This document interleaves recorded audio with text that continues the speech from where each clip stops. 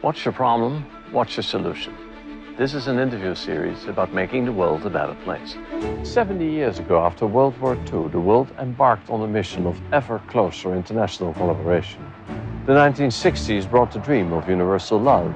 In the 1970s, after the landing on the moon, we saw the first picture of our blue, borderless planet. In the past decade, however, the world seems to have reversed course. We're now talking about building new walls at the very moment that human civilization faces an inescapable planetary crisis, global warming. Deepak Chopra has been a leader of alternative medicine for almost 50 years. He argues that mindsets are as important for healing as medication. That's why Deepak Chopra is on a mission to change consciousness for 1 billion people. Different mindsets will lead to a different, healthier, more just and sustainable world. To reverse global warming, meditation may very well be the most important solution. Deepak Chopra is a pioneer of healing for people and planet. Welcome to the Climate Solutions Summit.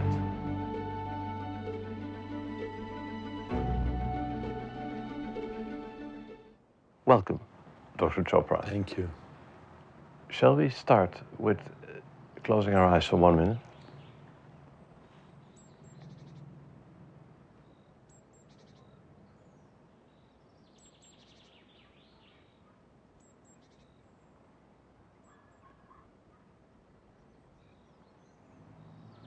So what would happen if every business meeting and every political debate would start like we just did? I think if every political debate and every conference started in this way with stillness, there would be more insight, more intuition, more imagination, more creativity, and also a kind of a emotional and spiritual bonding amongst the people together that would lead to creative solutions instead of divisiveness. So when we talk about divisiveness, when we started after the Second World War, there was a period of, some 70 years ago, we started ever more collaboration. There were United Nations, we had universal love in the 60s, we had walls coming down, we saw the first picture of our own planet taken from outer space that brought us together. There were no borders on that picture. And then suddenly, about 10 years, 15 years ago, it started to shift again, and we started to become more divisive, and we start to build walls again, even. So how do you explain that, and how do you understand that change? I don't pretend to know the explanation, other than for every step forward, there's usually a half step back. Every step, 2 steps you take, you go back out of fear. The fear is the fear of change, the fear of transformation, the fear of loss of what we think is identity, even though it's not. It's a provisional identity. So these are sometimes explained as phase transitions, which occur in natural systems. For example, when water becomes steam, that's called a phase transition.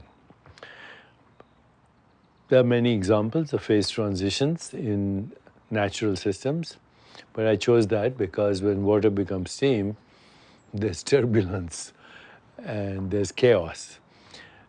So every great change is preceded by chaos.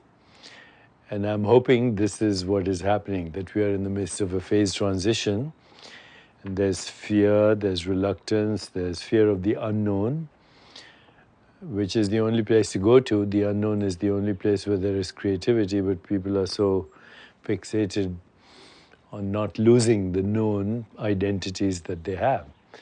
So we are caught up in what we call provisional identity. I'm white, I'm black, I'm male, I'm female, I'm transgender, I'm American, I'm African, I'm Catholic, I'm Protestant, I'm Muslim, I'm Buddhist. It goes on and on. All these are human constructs that have no intrinsic reality. Nothing that we identify with, including your body and your mind. It's a provisional, and your name and your form is a provisional identity. But when that identity shifts, there's anxiety. And the interesting thing is that that happens at the very moment that probably, I mean, for the first time in the human civilization as we know it, that we face a challenge that nobody can escape, that is global warming. I mean, this is not a local challenge, this is a planetary challenge. So we need to come together more than we ever did. We do. It depends on who you listen to, but some people say that climate change catastrophes could begin in 15 years. Others say the human race might be extinct in 100 years or less, 50 years.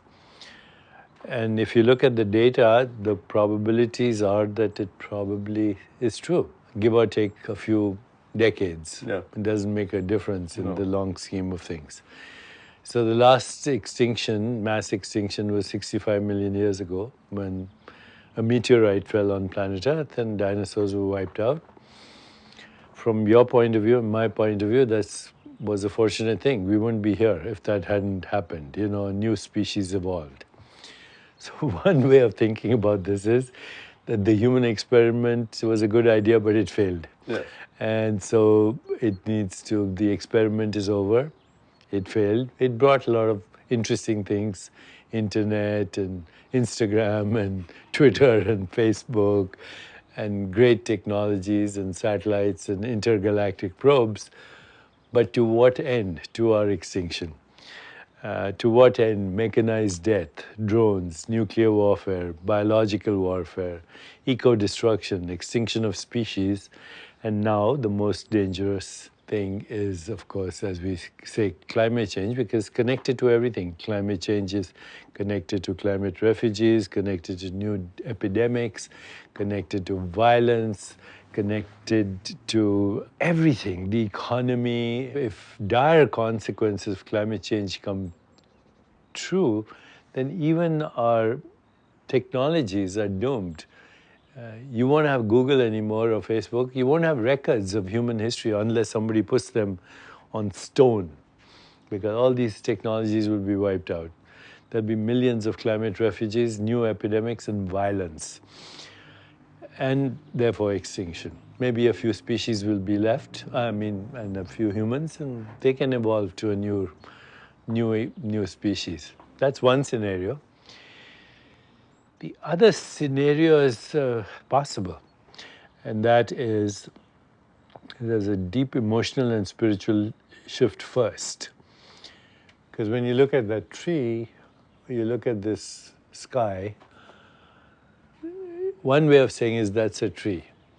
Another way of looking at that is that's my lungs. If that didn't breathe, I wouldn't breathe. In fact, we are co-breathing. If you take a rabbit, you put it in a vacuum, it dies. You take a plant and put it in a vacuum, it dies. You put the two of them together, they both live. So we have a personal body, we have an extended body, a universal body. They're equally ours. You live. This word, environment, is a wrong word. I think we start with there. We call it the environment, but this earth is recycling as your body. Yeah. Those rivers are recycling as your circulation. The air is your breath, the trees are your lungs, and actually it is those photons that are coming from sun that are giving the food to our planet. We are consuming the energy of the sun as it comes through this earth. So your body is made of atoms. The atoms were forged in the crucible of burning stars. You are a stardust being with self-awareness, and you don't even know it. So the first thing is to have an emotional relationship with your universal body, a spiritual relationship, to treat it as sacred. Now, people don't even treat their own body as sacred, leave aside the body that is ours. Mm-hmm. But if that shift happens, if there's a critical mass, and somewhere in my mind I think maybe 1 billion people have that critical shift, then we have the technologies. I personally know people who can recycle anything and everything without a drop. It's like going to sub-Saharan Africa in the depths of nature and seeing it as pristine. We have technologies to do that already, whether it's alternative energies, wind, oceans, tidal waves, gravity. The human mind has amazing creativity. But you need an emotional and spiritual shift. Then you need to harness these creative solutions. So, yeah, but you mentioned it. The technology's there, the solutions are there, the innovation has been done. Money, also always a problem, but in this case, there's more than enough money as well. So the only thing we really need is something else. You were talking about it. It's a shift, I guess, in consciousness. Is that the way you would describe that? You have to have a shift in consciousness that allows you to have a more absolute identity. Who am I? What am I? Am I this body? Well, this body is just the recycling of every other thing that's happening around me. This earth I mentioned. The universe is recycling as my body. This is a very provisional identity. I acquired it when I was conceived, and this will go away when I die or the body dies. And it's a verb, it's a recycling. Actually, the universe is the best recycling plant there is. So, am I this changing body? Am I this changing mind? Am I these changing thoughts? Am I these changing emotions? Or is there a deeper consciousness that is actually being experienced as this and this? Once I get that, then I go to my source and I realize my source is also your source, whether that's a perceptual experience, which we call the physical world and the physical body, or it's a mental experience, which is thoughts and feelings and emotions. They all come from what I would call the conditioned, fragmented, separate mind. And that is a learned response. We weren't born that way. A baby is not born that way. And the great Indian poet Tagore said, every child that is born is proof that God has not yet given up on human beings. But God might soon give up on human beings, and that would be the extinction. So we need a spiritual identity, a more emotional bonding. We need a shared vision. And then we need actually maximum diversity in harnessing our collective creativity. If you put together people in a room from diverse backgrounds, humanitarians, philanthropists, scientists, technologists, brain, cognitive scientists, and you have a shared vision and they bond with each other, then something happens that's called emergence.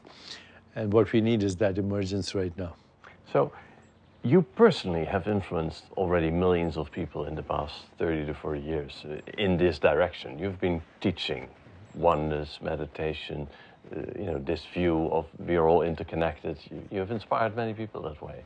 Do you think that whatever you are able to bring into the awareness of people, that it sticks and that it ultimately lifts us all up and that it keeps adding up, or is that just a momentarily experience that people have? Like, okay, now I see it, but then they go back to the world they're living in and everything is still the same.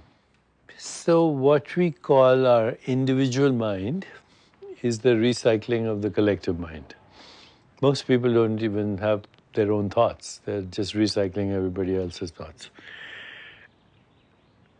And what we're seeing as our collective behavior is also the recycling of the collective mind, which is a collection of fragmented minds. I look at our new technologies like the internet, for example, as the global brain right now. And if you want to know the human condition, all you have to do is go to the internet. You can find everything: sacred, profane, divine, diabolical, sinner, saint, pornography, and the best kind of archetypal visions of glory, heaven, hell, purgatory. It's all there. It's there for us to see. It's there right staring us on the interface of the computer. So there is reason for hope in that if we can use the technologies, I'm not just talking about the internet, the global brain, I'm talking about everything else that has connected to that, these social media enterprises, educational institutions, the entertainment industry, music, the street poets, the hip-hop poets. These are the conscience of society. When you look at totalitarian regimes and despots, they're not worried about the scientists and the professionals. Who are they worried about? The artists. Because the artists are renegades, they are rebellious. In a way, they are the soul, the collective soul, and the collective consciousness. And unless we bring the artists and the poets and the humanitarians and the philosophers and the scientists and the philanthropists and the technologists together, and we harness their collective intention, collective imagination, collective creativity, and then it becomes a lifelong campaign for all of us. It becomes a movement. So we rewire the global brain for a more peaceful, just, sustainable, and healthier world, and joyful world, because the world that you look at is the projection of our collective consciousness. So what it needs is just a little bit of intelligent harnessing of our collective humanity. For this has been my mantra, by the way, for 35, 40 years. Peaceful, just, sustainable, healthier, joyful. They're connected. You can't have peace in the world if you don't have peace in yourself. Peace can only be created by those who are peaceful. Love can only be given by those who have loved or received love. And that's true of everything that we do. So again, nothing original, Mahatma Gandhi, can you be the change that you want to see in the world? So if there are enough people wanting to be the change in the world, we have the wherewithal to rewire the global brain. So, even our individual brains, they have three components to it. A reptilian brain, which is only looking for survival. An emotional brain, which is dysfunctional at the moment because our children have been brought up by dysfunctional parents, and the dysfunctional parents have been brought up because of war and conflict in the world. I was looking at the history of the United States. The United States has been at war since it was born. Yeah. But then you say, what about the world? And you say, the world has been in war ever since we left being hunter-gatherers, or even as hunter-gatherers, we were fighting. So if this is humanity for thousands of years and hundreds of thousands of years, how dare we think that we can change it? And the answer is we can, because we are at a pivotal point where identifying ourselves with a tribe or a tribal identity, whether it's a religious tribe or whatever, identifying ourselves as a tribal mind with the capacities for destruction that we have. It's not just nuclear weapons, it's biological warfare. It's this. You can take this, and if you're smart enough, you can cause a nuclear plant to leak, or cut off the electricity or the food chain, or poison the food. You can do many things. I don't want to give people ideas right now, but you can use this. You could do it. If few people get together, they could do it. But they could use this to heal the world. This is the moment of choice. And it is. And you've been saying, you quoted Gandhi, it starts with the individual. Do you get already with them, with the people you're teaching, into the conversation that it's also beyond their own survival? It's about... Oh yeah, I mean, this is all I do right now, to get people engaged in what is called love in action. Because love without action is meaningless, and action without love is irrelevant.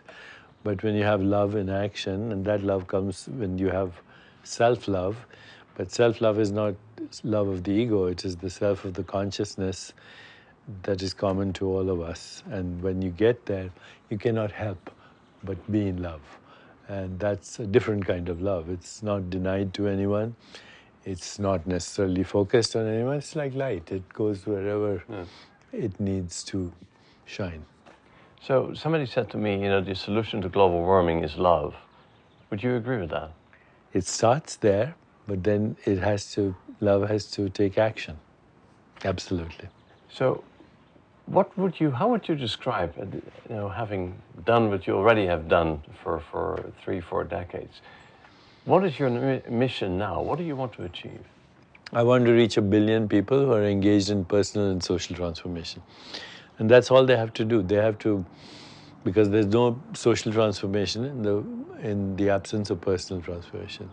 Personal and social transformation, and then the collective intention and the harnessing of our collective imagination and creativity for, you could ask me this night, the gun to my head, I would say more peaceful, just, sustainable, healthier, and joyful world possible. So you said that, as you just said, you've been doing this for years. You've been saying that for years. It's your mantra. So if you look at, from that perspective, your mantra for all those years, from the world that you started your work in and today, what do you see progress? What do you see? I see progress, but I also see reaction to that progress, and I also see fear. I see chaos and creativity dancing together right now. And so in the end, creativity always wins out. The German philosopher, is it Nietzsche, who said, when you have chaos within you, it gives birth to a dancing star. So maybe we're giving birth, and these are labor pains, or adolescence, something like that. Transition. If you would have a chance to meet for an hour with someone, or say, as this example, with President Donald Trump, how would you use that hour? What would you do with that energy? I would not waste a minute with Donald Trump.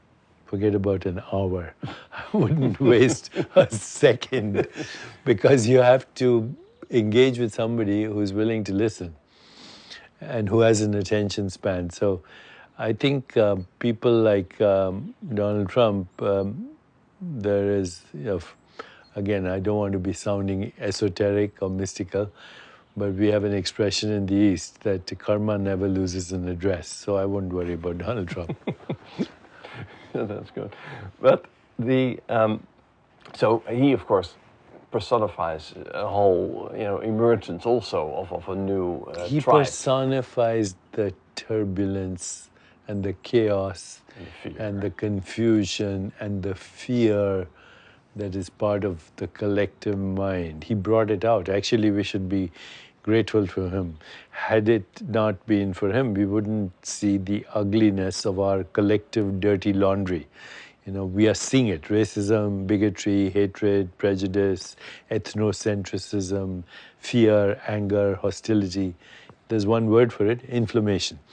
And inflammation causes disease. So we are seeing the inflammation, but at least we are seeing it. If you have a diagnosis, then you have a treatment. But if you don't know what the diagnosis is, you can't do anything. So this also energizes the it's done. You just see the cycles in politics.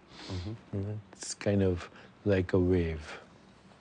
You've answered many questions from guys like me over a long period of time. But I wonder, what is the question you're seeking the answer to? The question you ask yourself. I'm not seeking an answer. I think I know the answer. I want to be the answer, which means I have to get beyond my own identity as the biological species that we call humans. Because humans are creative, but humans are insane also. You cannot call a species that creates mechanized death and drones and nuclear weapons and biological warfare or kills in the name of God, it's not sane. If we don't agree that humanity at the moment is insane, then we are declaring our own insanity. So my first goal personally is to pick up my visitor's badge in the insane asylum that we call planet Earth, because I can't get out of it. No. I'm here. And so first thing is pick up your visitor's badge and not contribute to the insanity. The second is awaken myself to the source of the infinite modes of expression of that one mind. Because if the one mind is infinite, It has all kinds of minds in it. So to wake up to that and then deconstruct the stories we say and see if we have a new story. So actually I'm now putting that together in a new book, which may be my last or second last book. It's called Meta-Human. What is possible for a human to evolve to? Because the human experiment has failed. So Meta-Human is next. You also spoke about love in action, right? How would you practice love in action? What are your deeds there? Well, I start with some very simple intentions, and the day one is just the intention of a joyful, energetic body. Second, a loving, compassionate heart. Third is a quiet, reflective mind. And fourth is lightness of being, not being reactive, not having any regrets, not being in resistance, being open. That opens the door to tremendous opportunities. If you have love and compassion in your heart, you automatically want to put it into action. And if you can make one person happy by giving them attention, affection, appreciation, attention, and acceptance, and they in turn do that for another person or two other persons, you suddenly have numerous people engaged in love in action. Are we on a parallel trajectory? That is, that we're sort of bypassing the conflict, the struggle that's happening in politics, for instance, and in business, and this new emergence is happening somewhere else and ultimately, hopefully, becomes stronger. Yeah, if we could have the new emergence and a leap in that new emergence, a disruption, a discontinuity, and a leap, metaphorically speaking, that's what a quantum leap is. And I'm speaking metaphorically. You have a particle here, and then suddenly it's not here anymore, it's here, and it didn't go through the space in between. It's a leap, and that's how imagination also works. It's a shift in context, in meaning, in relationship, and most importantly, in the story we're telling as a collective species, as a collective mind. What's the problem we are facing as a... The biggest problem we are facing is lack of awareness. That's it. And the biggest problem we are facing with that lack of awareness is a collective conversation in media, in social networks, in the global ecosystem, in politics, in business, in educational institutions, even in entertainment, which reinforces separation. So we need to expand the collective conversation. We need to use technology, education, entertainment. So in my mind, I think if educators, entertainers, and the technicians of the world and the artists of the world came together, and the scientific solutions, that's what we need. But we cannot do that unless we have this conversation that we're having right now, and unless we expand on this conversation and keep it alive all the time. Because while there are people who are watching soap operas and melodrama, we could make this conversation much more interesting, much more entertaining, much more enlightening. Education, entertainment, enlightenment come together. Again, that's the recipe. But we need to do that now, and we need to do this with the help of the big networks who haven't done it, because even if you watch the networks, they're either on the left, they're on the right, and they're trying to be melodramatic so they can get more views. So how do you get more views for this conversation? How do you make this conversation enlightening, but also entertaining, and also enjoyable? Do you know the word impossible? Impossible is just a word for something that hasn't happened yet. Thank you. Thank you. Deepak Chopra's message touches the core of the climate change challenge. Reversing global warming is not about changing the world and nature around us, it's about changing our inner nature. Stay tuned for more climate solutions.